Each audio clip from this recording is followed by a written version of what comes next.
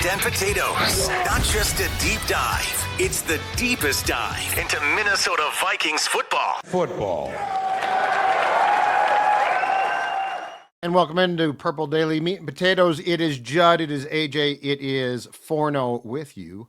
Obviously, the season is done, so there is no more film to break down, but that does not mean that we are done. One final episode here in which, gentlemen, we're going to do two things. Forno is going to give us two areas of focus that should be on the Vikings, on the front page of the Vikings notes for this offseason, and then also three draft prospects. But Tyler, let's start with this. Let's start with areas of focus. What do you think, if the Vikings have a 1 and a 2, what do you think is the biggest area that this team needs to be focused on as we start the draft season, free agency? Where would you start if you were Kwesi Adofo-Mensah? This is a really tough one because there are needs that may appear better than others, but it's all about kind of navigating the marketplace. And I think the first place I would start is getting somebody at defensive tackle that can rush the passer. It's really interesting when you look at how Brian Flores has traditionally structured his defenses. You don't necessarily need that guy, but having him gives you an added element. Now, we can make an easy argument that, fixing guard is more important or getting youth at cornerback is more important. But it's also looking at the marketplace. And what does the marketplace have? There are not many pass rushing defensive tackles that you can go out and get. It is a very limited supply. So that is why I'm having it as like the priority number one. You need to go out and address the areas quickly that have the least amount of supply. It's basic economics, supply and demand. People want pass rushing defensive tackles, but they're hard to find. So there are three guys that are really intriguing in this free agency class. Levi Onwuzurike from the Detroit Lions, Oso Odighizuwa, who's my personal favorite from the Dallas Cowboys, and Milton Williams from the Philadelphia Eagles. I think you need to land one of those guys. I don't think it's necessarily a position that's going to be utilized completely, but when they're rolling out this NASCAR package, they have to use stunts. They have to do crashers and stuff, and pressure just takes too long. They're not asking Van Ginkel and Grenard to win one-on-one enough on the outside, and I think if you're able to let them do that more because you have a presence on the inside, it's going to help your defense a lot more than potentially any other position will. And we can talk about offensive line and, like I said, the corner, but it is such a limited marketplace on the interior of that defensive line. I think it needs to be priority number one, not because it's the most important, but because the supply is just low. I know I'm saying the same thing over and over again, but I want to reiterate that point. Supply and demand matters more than I think most people want to give it credit for. And there just is not the supply of defensive linemen this year. And you could argue that maybe some of the market when you look at it a certain way is already in-house because you have so many guys on expiring deals with this team heading into the offseason. Give me one, maybe two that you think are you have to re-sign these guys, keep them in Vikings purple heading into 2025. There's only one guy I would say that you have to re-sign. That's Byron Murphy Jr., the cornerback. I think it was Doogie that talked about it on a scoop session not too long ago that they tried to get a deal done with Byron Murphy Jr. before the season, but it just didn't end up working out. And I think Byron Murphy Jr. was smart in not doing so because he had an incredible year. He got all pro votes. He's a starter in the Pro Bowl. And all those things may not necessarily matter to fans. The Pro Bowl doesn't matter anymore. It does matter to contracts, and it does matter when it comes to the Hall of Fame way down the line. Those things still matter because it shows that you are on a different level than your comrades. I have the word wrong, but you kind of get what I mean. Your contemporaries. So not being able to get Byron Murphy Jr. to a contract extension earlier in the year is going to bite them in the butt, but that doesn't necessarily mean it's Kwesi's fault. It could just be as simple as Murphy didn't want to sign one because he wanted to bet on himself. And you know what?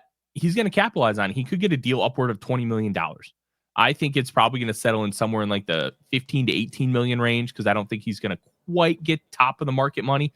But that guy was really, really good this year.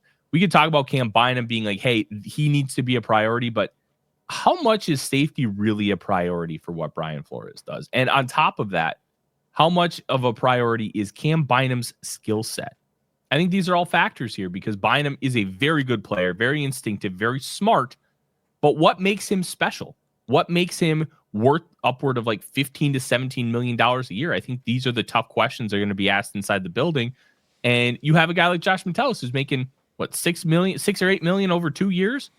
Like, those are the kind of guys that really impact this defense. Like, Theo Jackson's probably ready to step into a starting role. So are you going to want to commit that kind of cap space to Bynum? Not because he's not a great guy. Everybody can tell he's just a great guy. And you could tell he's a very good football player, but we're talking about a salary cap league. This is not the Los Angeles Dodgers where we're just going to pay everybody. You have to be very picky and choosy here. And I think Bynum's probably going to price himself out of Minnesota, and good for him. He's earned that right. What is the if you were in Kwesi's shoes, what is the max that you would give Byron Murphy Jr. when it comes to guaranteed dollars? I think that's a little bit of a loaded question, so I'll kind of frame it like this. I would give him approximately 60% of his contract fully guaranteed, because that's about market rate. I think that's fair. Mm-hmm. Like, if he's on let's say it just for ease sake, 3 years, $60 million, I'd give him around like 30 to 35 million fully guaranteed. I think that's a fair number. Mm-hmm. Like, it's the shorter the contract, the more you guarantee. So if he signs like a 1 year deal, 20 million, that thing's probably fully guaranteed. Right. 2 years, 40 million, you're probably getting 20, 30 million guaranteed. The longer the contract goes out, the less the slightly less the percentage becomes, because you're getting significantly more amount guaranteed. But I think Murphy's going to be worth it. He's thrived on the outside. He's thrived on the inside, and he can play man coverage, which I know Brian Flores wants to do. And having that flexibility is a huge aspect of being able to help this defense take the next step. Because right now we need to figure out how this defense is going to take that next step. And I think man coverage is probably going to be it. And he really stepped up. I thought, he was not a bad player in 2023, but I wasn't like wowed. But he made a significant step. And assuming that Flores is back, which I think he's probably going to be, he was a great fit. The Bynum one's intriguing because Bynum, so now he's old, but part of this depends obviously on what Harrison Smith does too. He's 36. If he decides to come back, I mean, a year ago I said there is no way that guy can play a ton of snaps, and the team was like, yeah, we're going to get those snaps under control, and he came back and played a ton. Because the one thing about Bynum is, if Smith comes back, I think that you could have a plausible thing where it's Theo Jackson, Smith, and then perhaps someone to spell Smith at times, because that gives you the freedom then for Metellus to stay in that rover role in which he's so good. If Smith does not come back, and I am a Theo Jackson stan, I think he's going to be really good. It makes it a little bit more difficult, but yeah, if you are going to pay Bynum or Murphy, I don't think that that's like a decision. I think that you 100% pay the corner, but it will help a little bit, at least from a secondary standpoint, Forno, when the Harrison Smith decision comes down, as far as shaping probably how they're going to go about their business in bringing guys back in the defensive backfield. I'll never forget Brian Flores talking about Harrison Smith at some point this offseason. And it's like, yeah, we wanted to get his snaps down, but he's Harrison Smith. Are you going to tell him to come off the field? Like, that was kind of the tone of it. Like, Smith he's just a doesn't coach come on off the field. That's exactly right. And you know what? His play didn't dip. And I think that's the most important part. He's 36 years old. He's playing a position that athleticism is great to have, but you don't necessarily need it. But as you get older, that athleticism wanes. I think coming out of college, he was a really good athlete, not a great one. So when you aren't an elite level athlete, when that athleticism starts to wane, it shows up even more. And I think Smith's intelligence has really helped balance that out enough where some of that juice is gone, but it's not gone enough. And he's so smart and instinctive where you can absolutely balance some of that out. And I think that's been a huge factor here.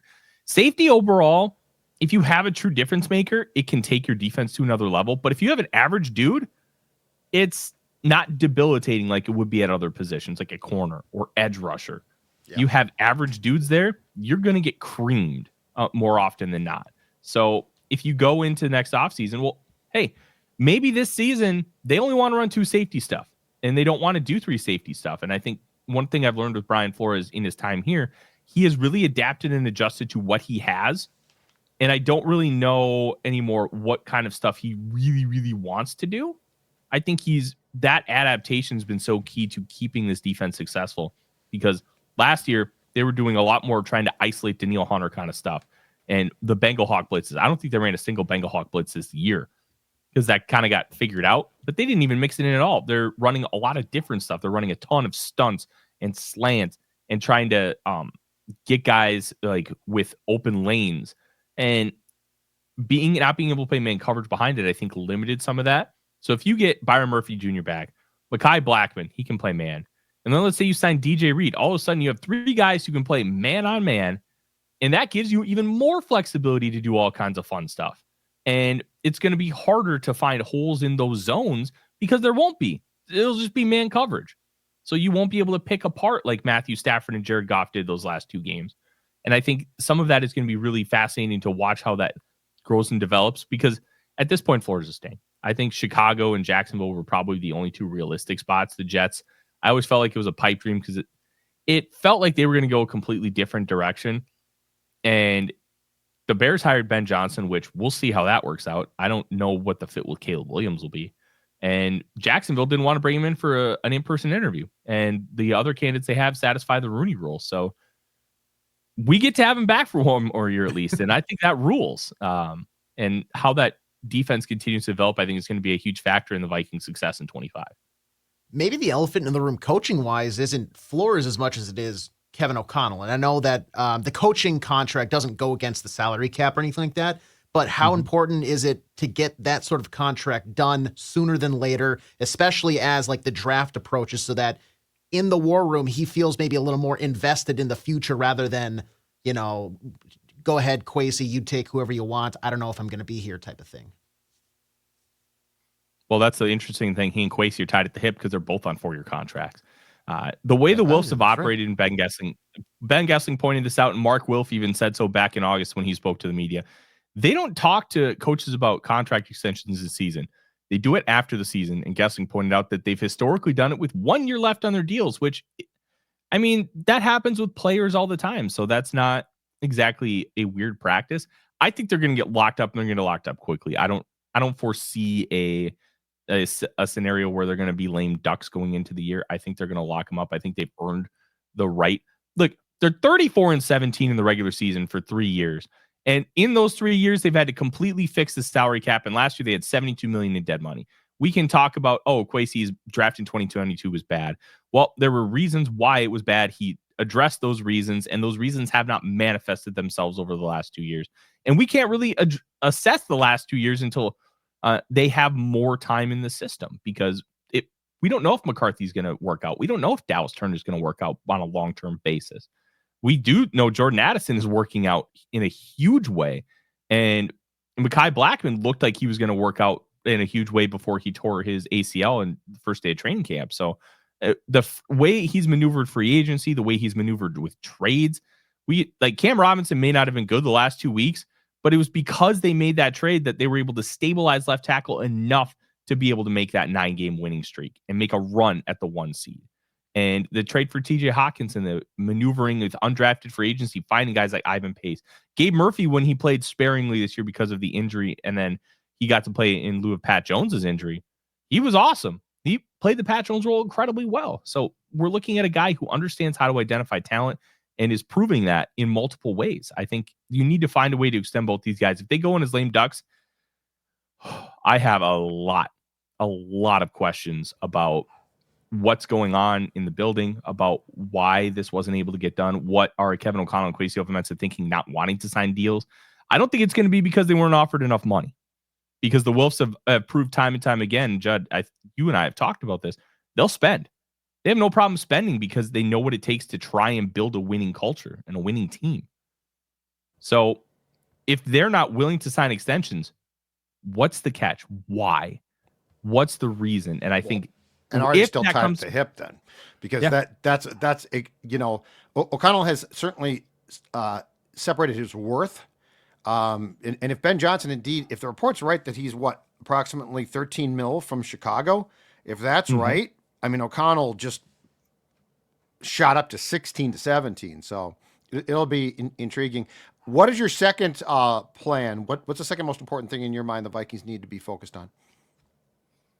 I'm going to take this in a little bit of a different direction because Kwesi Adofo-Mensah's comments in the season-ending press conference really, really jumped out to me. Sure. Interior offensive line in fixing it is probably not going to be the way you want it. He was asked straight up, do you agree with Kevin O'Connell? And I think this quote really resonated with me. And he said, I think having studied it, I would agree with what he said. What I would say, though, is I think a lot of times everybody hears that and think the answer is kind of simple. And the answer can come from different ways. It can come from a different player. It can come from a player year over year improving. It can come from how we do things from a pass protection standpoint. That line there tells me that they may not end up prioritizing it with a guy like Trey Smith, with a guy like Will Freeze, like everybody wants them to be doing. I keep seeing people talk about, we want them to replace all three spots. One, it's incredibly hard to do. And two, there is no guarantee you're going to get improvement. I don't think they should replace Garrett Bradbury because I don't see a better option out there.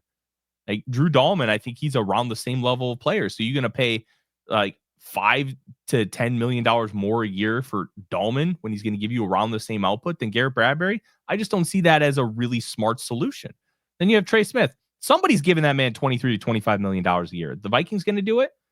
Is Kwesi Adofo-Mensah believe that you need to fortify the interior of that offensive line enough, especially considering the first 16 games looked really good on an overall scale from an offensive line perspective? Going into that week 17 game, they were second in pass block win rate and top 10 in run block win rate. Now, I don't love those as a standalone metrics, but it matches what the film had. Like, they were just fine. And especially with how Darnold loved to sit back and really try to attack down the field, they were okay. So is Kwesi going to really want to spend 23 to 25 million on a guard? Or is it because he decided, hey, we have to win on the margins with 72 million in dead cap, that we're going to take some chances on the interior line with Blake Brandel, Ed Ingram taking a step. Garrett Bradbury has been solid since we've gotten here as a regime. I don't know that answer. And I think that question is going to be the most fascinating one that I see moving forward into this offseason, especially with Kwesi's comments. He kept it ambiguous because he does not want to set the expectation that we're just going to sign all these big name guys. And I think Vikings fans, because they've gotten it in their head that this is what they need to do, they need to replace all these guys. They need to spend a ton of money. Yep. I'd be careful with that because Kwesi's already laid the groundwork that year-over-year growth is not linear and it is not exactly what you want it to be. But you just hit on the heart of the disagreement, because O'Connell didn't slip up when Mark Craig asked him the question post game after the Rams game, and Kwesi was in the back of the room, and O'Connell basically said, "I want to improve there," and then Kwesi gets asked, like, these are the things when the contract doesn't get done and when there's talk about power, right? This is the question. Does Kevin O'Connell want to override Kwesi to make the decision to spend the cap room on a guard, for instance, or a center? It's like this is I'm not convinced this is all about money. I think this is about power as well. And so Kwesi might say, you know what? We are going to continue to moneyball. And O'Connell might say, we ain't doing that no more. And then you got some heads button. That's what's interesting. Forget the fans.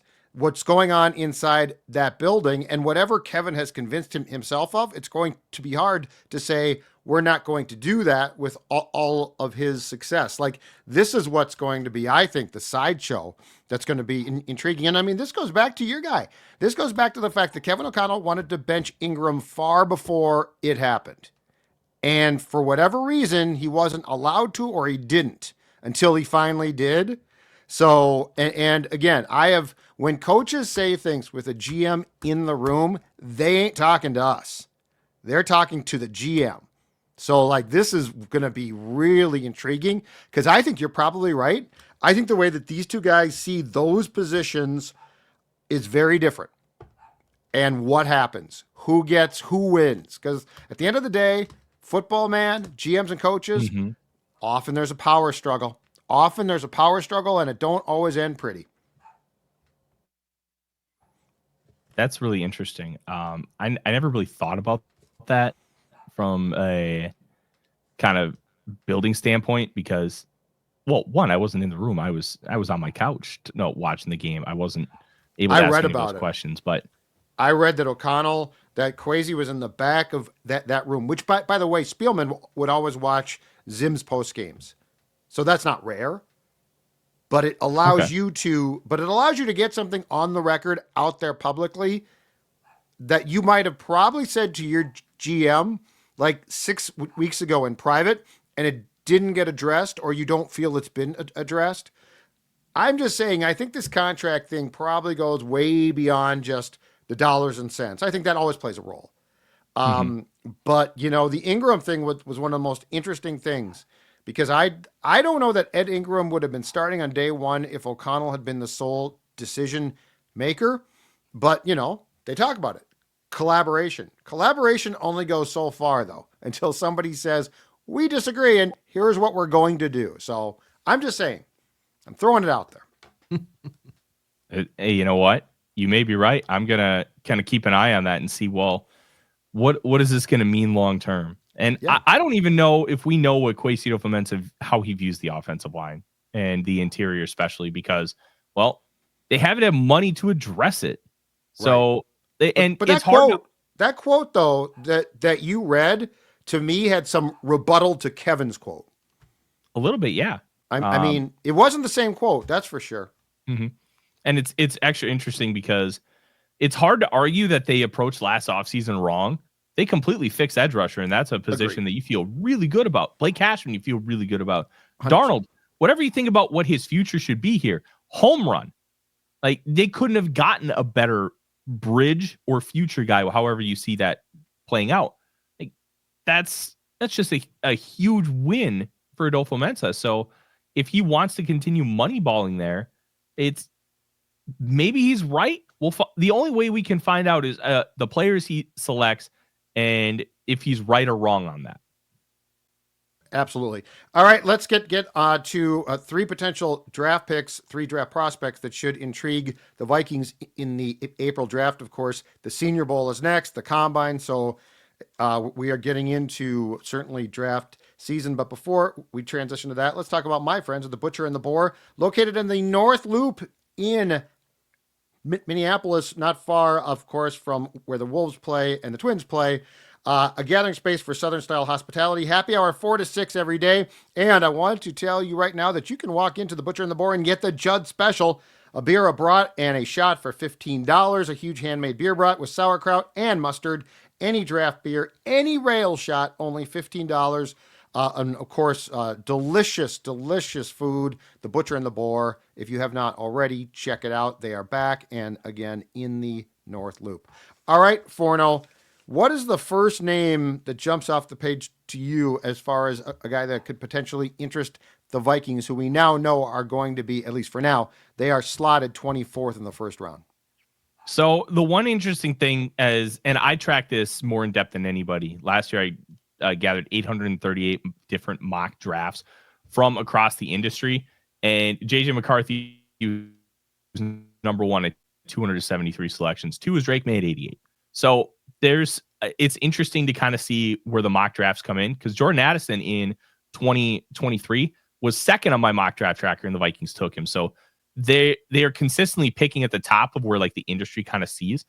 And so far it's interesting right now because now we're just kind of going on, hey, I believe this guy should be slotted here, but we still have a lot of information to get with the All-Star circuit starting this weekend and the Combine, and free agency is going to dictate a lot of different needs. So this can change completely. Maybe the Vikings don't even need a defensive line by the time we end up picking in April.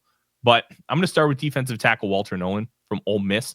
He was the number 1 overall recruit in 2022, committed to Texas A&M, spent 2 years there, transferred to Ole Miss, and he had a great season for the Rebels. One of the interesting things about Nolan, he is 6'3", 305. He can stop the run. He's physical, but he's also a freakish athlete. There's a reason why he was the number 1 overall recruit in the country. He can do a little bit of everything for you. And if you're going to invest a pick in defensive line with what this defense is, you have to be able to do a little bit of everything. And what they did a lot at Ole Miss was they stunted and slanted. So slanted, instead of just going straight forward, you're running a direction. And stunts, obviously, we know what those are. He can do both at a very, very high level, which is going to translate into how Brian Flores wants to pressure. So if he ends up being available, I think it would be a slam dunk Like, this makes a ton of sense. Even if you sign an Oso Digizua, maybe you still want to get Nolan, and then you can do a lot more stuff. But I wonder how high Nolan may rise with a great process, because right now he's my second overall player. I love Nolan's tape. I think he may end up a top 5 player for me. He's incredible. Like, the one thing about recruiting is they're basically looking at traits and ability and trying to project forward. It's an inexact science, but those guys have gotten to a point where they're very good at what they do. Not all 5-stars hit, but a lot of them do, and a lot of them make the National Football League. Nolan, I think, could be a real difference maker in the NFL, and that's hard to pass up if he's available 24th overall. I know it's a little early, especially without like draft combine specs and everything like that, but do you have a player comp like that you can relate to him that's already in the league that you would say, like, look at this guy's game, this is who he makes me think of? No, I don't. A lot of people will find comps, and it's good to relate them to fans who don't watch tape like I do. But I only do comps if they kind of jump out to me and like, oh, this makes so much sense. Like, every once in a while that'll happen. Like, Ashton Genty, the running back from Boise State, looks like LaDainian Tomlinson to me.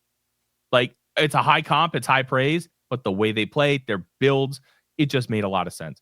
Nolan is going to be a really big disruptor. He's smaller than a guy like Dexter Lawrence.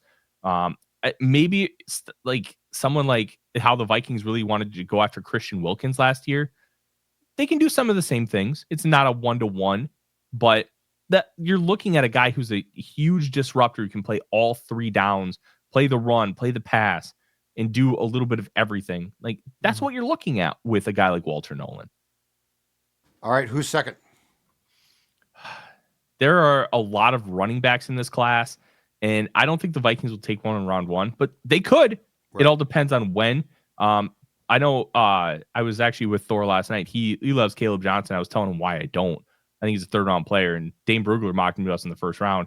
There's a guy I love that's a similar back, but I think he's a better version of him. That's Kansas State's DJ Giddens. I think he's probably going to be available in that 97th overall pick, which is what the Vikings are going to projected to get with Kirk Cousins. Like, this dude he kind of does this thing when he runs through lanes. Like, Judd, you ever watch like downhill slalom where like they're like the skier's legs will just be at like an angle and they'll just be able to carve it up? Yeah. When he cuts through the hole, he can do that slalom stuff with his legs and just be able to shoot through gaps. Like, he's not a burner. He's a doubles hitter. Like, instead of hitting a 70-yard home run like Saquon Barkley does, he'll hit 35 to 50-yarders because he'll get caught. He's got great burst into the second level.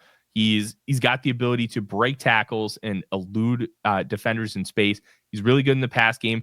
And as a pass blocker, he shows a ton of effort. Effort is the most important thing with pass blocking as a running back. You can teach a little bit of technique. You can't teach effort. And I think DJ Giddens is a true 3-down back with some plus receiving ability. And I think he could really help elevate this offense to another level. But he would need another guy with him. He would need more of a lightning kind of back. Where like the Lions have Jahmyr Gibbs and David Montgomery. Yeah. He'd fill the Montgomery role. And you'd need somebody who can be able to be like more of a home run and explosive type hitter. But Giddens will continue to hit doubles. Not too dissimilar to how Aaron Jones hits a lot of doubles, but they're not going to hit that big game-changing run. Where do you think Genty falls right now? Oh, that's a great question. I've seen it all over the map. Yeah, so the tough part with Genty is how fast is he? Because I think that's going to set with a lot of people like, oh, this guy is a generational type back, which the film tells you he is. Yeah, he played at Boise State, but he ran for like 180 yards against Oregon, and he played pretty well against an elite Penn State defense, especially against the run. He broke 100 yards on like 24 carries. So he wasn't like getting like 30 or 40 carries to break that mark. If he runs well, I think he's going to go high. If he doesn't, then I think he could slide into the 20s, because if you're taking a guy like that, like Saquon Barkley went 2nd overall, Christian McCaffrey went 8th, Josh Jacobs went 24th, Bijan Robinson went 8th. These guys can hit home runs, and they can do it relatively consistently, where if they get into open space, they can beat defenders in open space. I don't know if Genty can do that super consistently, but he did at the college level, even against the top competition. So Sixth is probably the ceiling. The floor is probably end of the first round, but it's also really deep running back class. You can get starters in round 3. How many teams are going to want to take that guy in round 1 when they could do so in rounds 2 or 3 and still get a guy you can count on day 1 to be your starter? I think that's going to be the really intriguing element. That's why testing is going to be so important with these guys. Interesting. Who's your third guy? This is one of my favorite players in this class, and I talked about him last year because I loved his teammate from Louisville, Jarvis Brownlee Jr., and that's cornerback Quincy Riley. He's probably a 3rd or 4th round pick, but this dude just is a dog. He is going to be physical with you in coverage. He's going to attack the football, and he can tackle. He can do a little bit of everything. He's a little bit of an older guy, not too dissimilar to Mekhi Blackman, but he's bigger. He's like 6 foot, 195 pounds. He can do a little bit of everything, and he can play that man coverage that you want. He can be physical. He can be annoying. He can be a pest. And I hit on Jarvis Brownlee Jr. I gave that dude a 2nd round grade. He was 41st overall on my board. That guy went in the 5th round.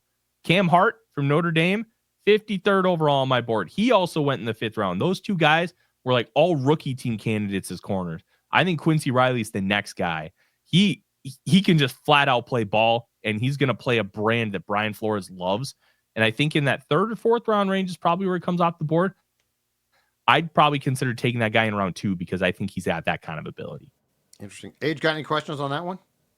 No. I think, what does it feel like for you when you see a guy that you feel like is, like a 2nd round talent, and then everybody's just like, nope, he's a 3rd, he's a 4th, he's a 5th. Mm-hmm.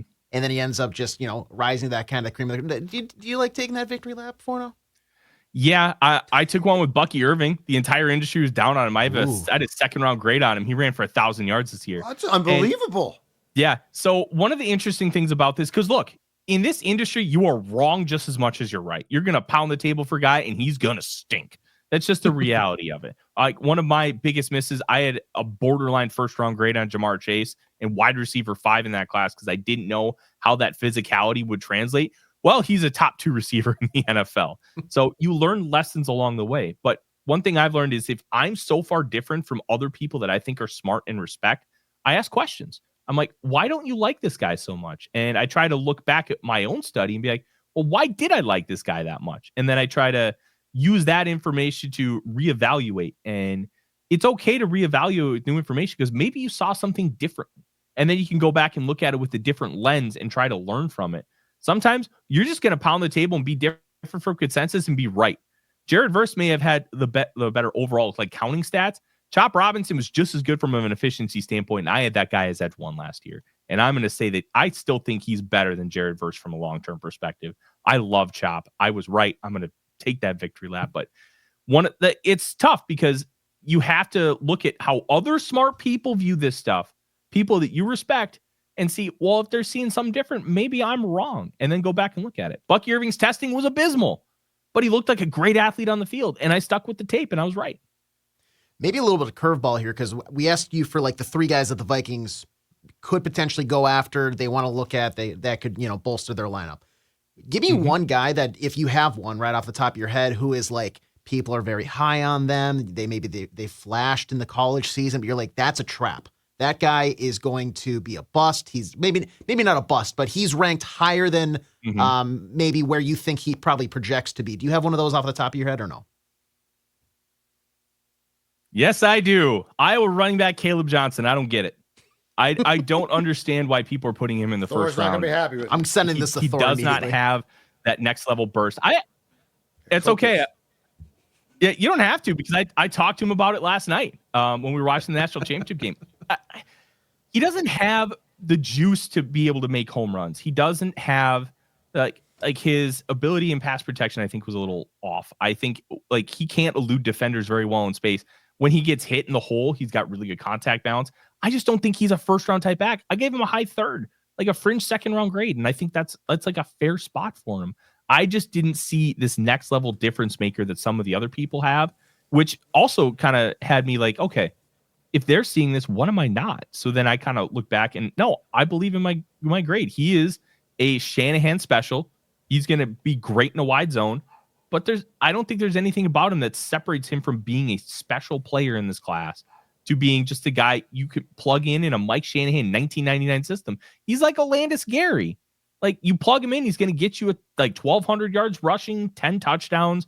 Yeah. But if he's not in the right system, I don't think he's going to be able to do that. I think he's a true system back, and you take those guys in round 3. So are we going to see more backs now, especially in a deep class like this one, taken in the first round, because there is more of a premium, again, being put on the run game? And if we are, here's my question. How do you tell? Because it feels to me like the college game at times and the pro game are very different when it comes to the skills that are absolutely necessary. How do you parse that apart? Because it feels to me like you can tell if a guy can catch passes in college to a certain degree for sure out of the backfield, but like pass protection, which some of the good ones are really good at, but that's a tough skill. And I don't think in college, some of these guys are certainly asked to pass protect, and then they get to the pros and it's like, oh my God, you had to pass protect. Like, how do the scouts parse that apart to try and get a read on how it's going to translate as the total package, as opposed to this guy is fast and he can run with the football? So it's hard to project pass protection from the college game to the pro game, in my opinion, because athletes are just different. But the one thing that always translates is effort. I can teach you technique. I can't teach you to want it. I can't teach you to be willing to put your body up against a 270-pound edge rusher who's trying to kill you, that has a 70-pound weight advantage. But if you're willing to do that, I can teach you how to get under the pads. I can teach you how to use leverage. I can teach you how to cut block. I can't teach you to want it. I can't teach you to try. And I think that's the big thing when it comes to pass protection. Like, if you are willing to do that, like Ohio State running back Travion Henderson, Ohio State won the national championship last night. That dude loves to pass protect. And he's one of the most explosive backs in this class. He will knock you on your butt in pass protection. He wants it. He wants to go through you and destroy you. That I can translate. And you know what? His technique's pretty good too. Henderson right now is number 2 on my board for running backs. I think he's great. The big question is he's got some Aaron Jones type durability concerns. He's a similar size. He's like 5'10", 212 pounds, but he's got juice. He can hit home runs. We saw it in the college football playoff against Texas. He can explode and get big chunk gains.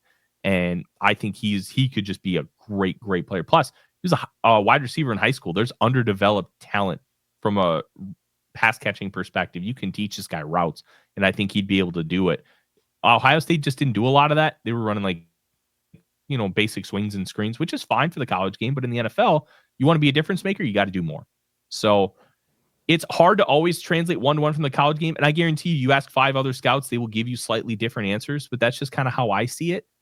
Effort matters in pass protection. You give effort, I'll take a chance.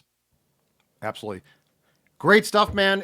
It's been fun. Before we go for the season, Forno, plug your stuff. So where can people continue to find your shows and also the constant stuff that you churn out as far as the writing goes? Absolutely, Judd. Well, I will say it's been an honor to do a show with you every week. This has been a true joy for me. The Real Forno on Twitter and on the Blue Sky. I do some stuff over there. And then Vikings First and Goal, the YouTube channel and the podcast feed. We do stuff multiple times a week. Now that draft season's up, producer Dave and I, we're going to be doing a lot more draft stuff, maybe get some interviews, do some prospect breakdowns. So we're going to have a lot of fun stuff there. And then A2ZSports.com. I cover the Vikings full time. I write a bunch about the Florida Gators, other teams. And then just whenever I have a little piffy thought in my brain, I just write about it. It makes for a good time. Absolutely. Absolutely. Well, great stuff. It's been fun. Unfortunately, it's done because of those darn pesky Rams. So be talking to you soon. Judd, AJ, and Forno. This has been Purple Daily Meat and Potatoes.